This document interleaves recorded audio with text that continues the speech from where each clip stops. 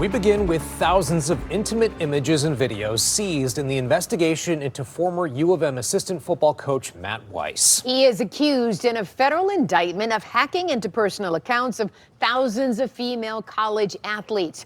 Good evening and welcome to 7 News Detroit at 11. I'm Carolyn Clifford. And I'm Mike Duffy. Another lawsuit was filed from an alleged victim in Arkansas, and a separate court filing gives even more clarity about the case. 7 News Detroit reporter Brett Cast is in Ann Arbor tonight with the fallout. It was known that there were thousands of potential victims, but now we know that authorities have in their possession thousands of intimate and sometimes sexual photos and videos that Weiss had allegedly stole from unsuspecting student athletes. After facing 24 charges in federal court last month, the cases against former Michigan football co-offensive coordinator Matt Weiss continue to grow. On Tuesday, another lawsuit was filed on behalf of a female student athlete at Grambling State University who was notified by the Department of Justice that her private information had been stolen by Weiss. These are individuals, vulnerable individuals, that have had very important information compromised, and they deserve to know. Attorney Parker Steiner represents more than a dozen alleged victims and filed a motion Tuesday to expedite discovery. In an email sent to one of Steiner's clients, the Department of Justice told her she was one of more than 2,000 victims, adding that, quote, thousands of candid, intimate photographs and videos have been seized from the defendant's electronic devices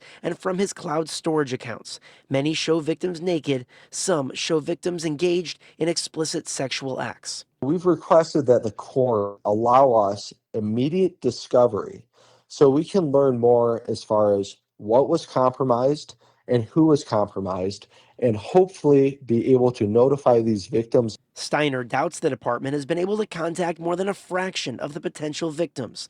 One of the alleged victims, remaining anonymous, spoke to ABC News. When he was arrested, and I had a feeling that there was something, obviously it was something terrible, but never once did I think that it could involve me and my peers. We believe that that information is not coming fast enough and is not being revealed with as much detail as we would like. Ryan Clarkson is another attorney representing a Michigan student athlete who was also notified that she was a victim of Weiss.